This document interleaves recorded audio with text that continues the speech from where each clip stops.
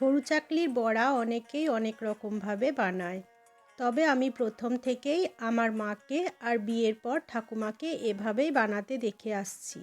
তাই আমিও একই উপকরণ দিয়ে ওইভাবেই বানাই। একদম পাতলা জালিদার হয় বড়াগুলো। 1 কাপ সিদ্ধ চাল, 1 কাপ গোবিন্দভোগ চাল আর হাফ কাপ বিরি কলাইয়ের ডাল সারা রাত জলে ভিজিয়ে রেখেছিলাম। এতে চাল আর ডালটা অনেকটাই নরম হয়ে থাকে, পেস্ট করতে সুবিধা হয়। আমি এগুলোকে দুবারে বেটে নেব, অল্প অল্প করে জল দিয়ে। একেবারেই অনেকটা জল দিয়ে দেব না।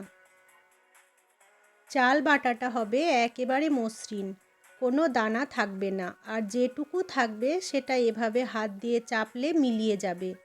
এরকমভাবে চালের মিশ্রণটা তৈরি করলে বড়াগুলো অনেকটা নরম হবে।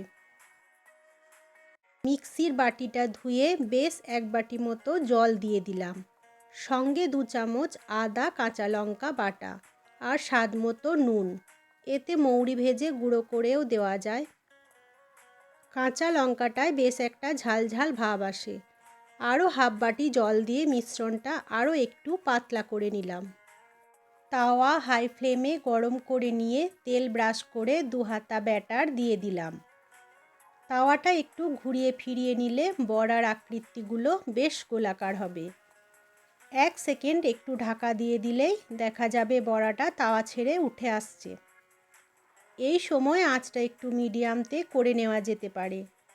অন্য পিঠটাও একটু সেঁকে নিলেই বড়া একদম পারফেক্টভাবে তৈরি। একই রকমভাবে আরও একটা করছি।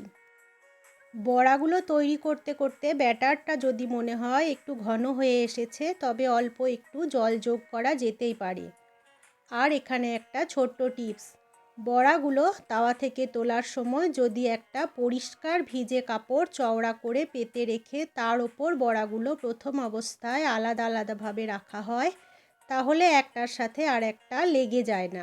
এভাবে বানালে বড়াগুলো হয় একদম পাতলা জালিদার, খেতে বেশ সুস্বাদু হয় আর সময়ও কম লাগে।